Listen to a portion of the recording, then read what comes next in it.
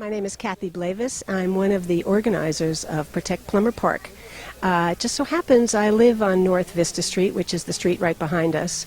And one of the reasons I started, along with some other neighbors, to protest the current plan for Plummer Park is that it was an exorbitant amount of money to spend, $41 million. They were taking down just about every single tree to put in a $10 million underground parking structure, which only realized in the final end result an additional 69 spaces.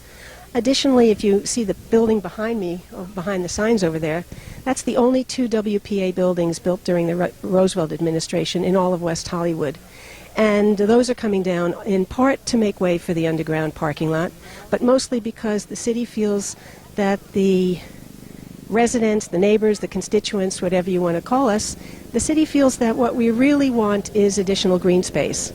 And we feel that there's ways to achieve more green space without taking down what should be a historic building. In addition, they're changing just about every look of the park. They're taking it from a charming, tree-lined, tree-filled, shade-filled park into something that's much more sterile and modern. I have no objection to modern architecture. I actually like modern architecture, and I think if this plan was the plan for West Hollywood Park, and it was going right next to the Pacific Design Center and the brand spanking new library, it would be a beautiful addition. But what they're trying to do with this design would be akin to putting Fiesta Hall and Great Hall, Long Hall right next to the library. It doesn't fit, and it doesn't fit here to do ultra modern. So we're just asking the city to please stop the plan, let's rethink it, let's see if there aren't alternatives, and everybody could be happy and embrace, you get it? Embrace the idea of a new park instead of objecting to it. Thank you very much. Yes, sir.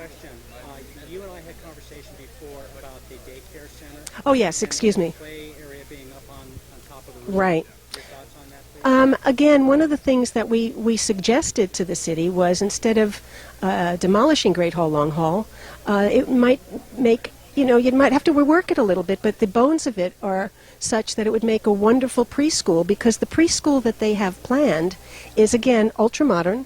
It's a kind of a rectangular box. It's two-story. And because the preschool children have to have a separate playground from the kids that are in the park, they've decided that it's a good idea to put the preschool's playground on top of the preschool. So it would be a second-story rooftop playground in a park. It makes no sense.